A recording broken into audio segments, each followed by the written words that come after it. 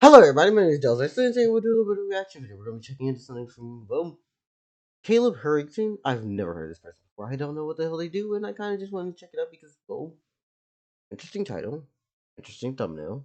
I hope they have a point to speak, and we'll see. In this video, I look to explore how proficiency is handled in Dungeons & Dragons 5e versus Pathfinder 2e, and how the differences affect the stories at our tables. This is the first video in what will be a series of tabletop RPG mechanics, and looking at how numbers are important to the narrative. If you have examples of fun or interesting game mechanics, please fill me in or reach out to me on Twitter. Nice!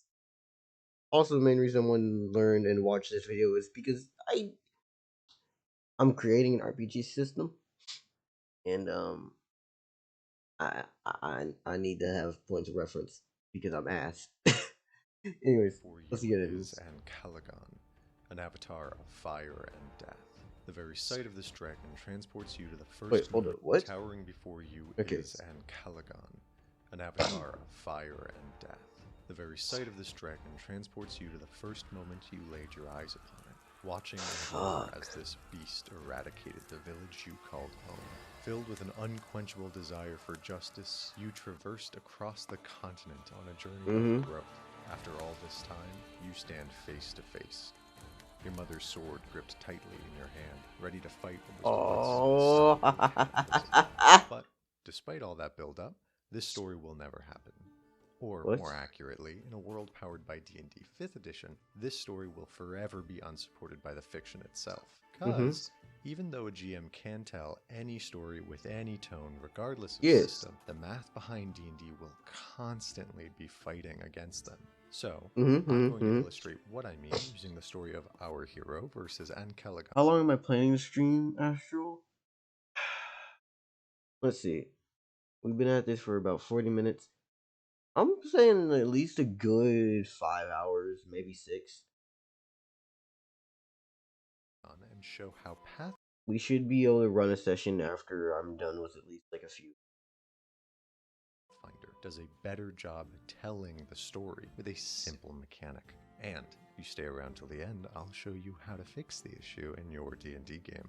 So, to quickly explain the math to you users, in D&D 5th edition, proficiency is a static number determined by your level, increasing occasionally when you level up from +2 to +6. Easy, simple, straightforward. Which undoubtedly has its merit. However, I'm going to show you how this simple number doesn't support the zero to hero fantasy so common at our tables. As a result, our level 1 fighter, watching in horror as an ancient and powerful dragon destroys his peaceful village with no resistance, taking up his mother's blade to bravely but foolishly charge the beast, he actually hurt the beast. That's right, at the very beginning of the story, he has a 30% chance of hitting the dragon. Okay, well, he's definitely still going to lose the fight, but the point of the matter is, as far as the world is concerned, he can kill this thing. Cthulhu has a health bar. Moreover, when his journey is coming to a close, the fighter and the beast toe-to-toe once again. After all his trials and tribulations, I think I'm at least learning that I like the way I did things. Mainly because I had like attack and then physical defense, and you just subtract it to you. So if someone's physical defense is just higher than your attack, you didn't hurt that motherfucker. The damage is always static, but your hits what changes.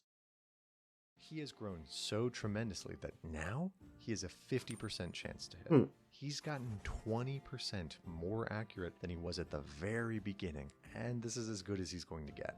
Now, there are a lot more factors that go into game balance than just how often an attack lands, and I plan on making more videos about those aspects and how different systems succeed and fail in different ways, yada yada yada. So, feel free to fight me in the comments about how I'm wrong. Wow. Make sure to subscribe so you can fight me in the next video too. So, how does Pathfinder 2nd edition change this? Very quickly. Proficiency in Pathfinder is tiered, meaning you can be more or less proficient in something regardless of level. However, the real kicker, and what changes the game, when you are proficient in something, you add your level to it, meaning every time you level up, you are getting measurably better at the things you are good at. Now, let's see what this does for the narrative.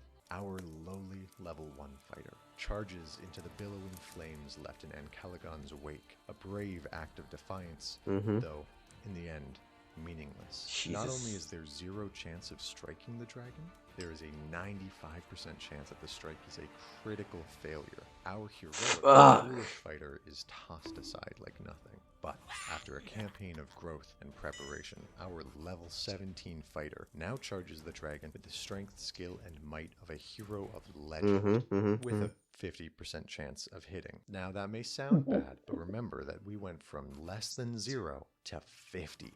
And I want to be honest with you, the way that this has been described is actually very fucking good. I've only played Pathfinder like 2 or 3 times.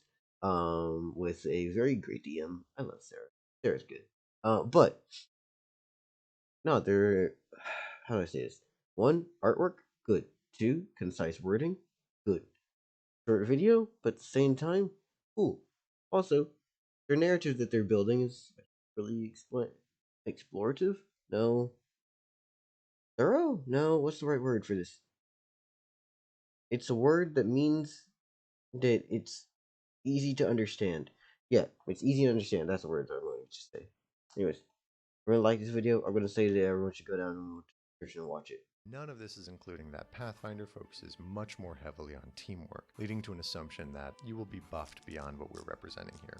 In the end, it all comes back to the fiction. A GM can still craft any story with any system, but why settle for a system that you have to fight with duct tape and a nail gun? Especially if the only reason being is you're just really used to using duct tape. The simple addition of one's level to your score almost makes it. Man, the year of me DMing was just me going, hey, is that a mechanic?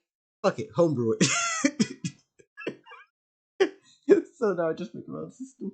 Impossible to avoid the fantasy of growing into the heroes we all strive to play. So, whether you find yourself in a world powered by D&D 5th edition or Pathfinder 2nd edition, remember that the numbers on the character sheet are not just statistics. Yeah, numbers are an explanation of how you expand yourself throughout the world that you exist in. And if those numbers do not correlate with the story that you're trying to tell, maybe you should try another system. That system is not working with what you're doing.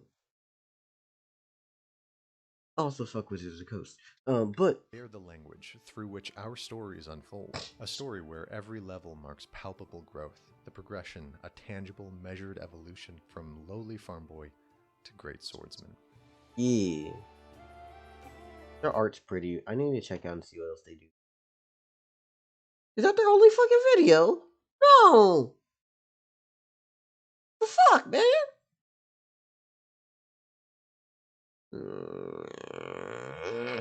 Okay, anyways, everyone run out the links in the description. It will support them. Yeah, watch them, check them out. Hopefully get more recognition for what they do. But besides that, I'm gonna be vibing, living, surviving, thriving. I got 2 links at the very bottom of the description. One of them is my socials, the other one's for the membership. If you want to see videos early, membership. That's all. Anyways, have a lovely day, everybody. Goodbye.